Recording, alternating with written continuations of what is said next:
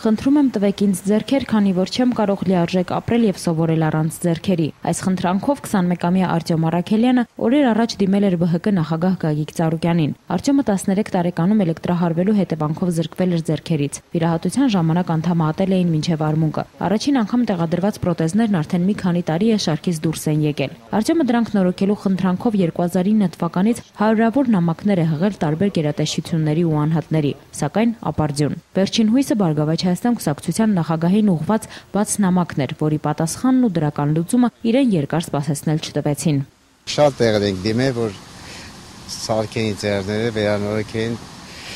բայց որ պարոն Ծառուկյանին դիմեցինք, հաստատ համոզված ենք, որ կստացվի, ինքը կօգնի։ Այսօր արդեն Գագիկ Ծառուկյանն անձամբ է հանդիպում երիտասարդին, նրան աննկուն կամք ու լավատեսություն մաղթում, շեշտում, որ անհրաժեշտության դեպքում միշտ կլինի նրա կողքին։ Արտյոմի պրոթեզներն արժեն մի քանի հազար եվրո եւ նրա համար կենսական նշանակություն ունեն, քանի որ առանց պրոթեզների նա չի կարողացել նորմալ շարժել ձեռքերը, հագնվել կամ տրանսպորտ նստել։ Նոր բարձրորակ պրոթեզները շարժունակ են ու թեպետ դեռ նոր են տեղադրվել, սակայն Արտյոմն արդեն հեշտությամբ օգտագործում է դրանք։ Կյանքը, ճակատագիր է, բայց եղածով կյանքը չի ավարտվում։ Որ դու զգաս կա ուշադրություն, կա վերաբերմունք,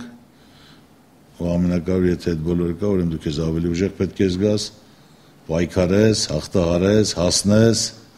որ կարողանաս վայելել կյանքի բոլոր բարիքները։ Արտյոմ ջան, ամենակարևորը իմացի, որ կան մարդիկ, որ ասենք թե կարող են ուշադրություն դարձնել, հետևական լինել, որ դու էլ քեզ գնահատված զգաս, որ զգաս կա մարդ, որ դու գնահատված ես, պաշտպանված ես, կա ուշադրություն։ Ինչ որ հարցել լինի, նորից եմ ասում, անկախ ամեն ինչից, իմացի, որ մենք միշտ քո կողքին ենք, խնդիր չկա։ Քեզ հաջողություն եմ ցանկանում, Արտյոմ ջան։ Շնորհակալություն։ Մեր զրուցակիցն ասում է, որ նախկինում երբեք ձեռքերը մարդկանց ներկայությամբ գրպանից չէր հանում։ Այսօր արդեն հանգիստ զբոսնում, զրուցում ու շփվում է մարդկանց հետ առանց կաշկանդվելու։ Մոտավորապես 100%-ով ավելացել է իմ գործողությունների սահմանը, այսպես ասած, հիմա ես լիարժեք եմ զգում, ինձ շատ լավ եմ զգում ու անշապ շնորհակալ եմ պարոն Ծառուկյանին։ Արտյոմն այսօր գերազանցությամբ սովորում է Վալերի Բրյուսովի անվան օտար լեզուների համալսարանում։ Ֆուտբոլիստ դառնալու երազանքի փոխարեն նա այսօր ունի մեկ այլ՝ լավ մասնագետ դառնալու ցանկություն։ Ասում է, որ հիմա արդեն ցանկությունը կյանքի կոչելուն ոչինչ չի խանգարում։ Իվետ Ատոնոյան, Աշոտ Համբարձումյան, Մհեր Կիրակոսյան, Էպիկենտրոն։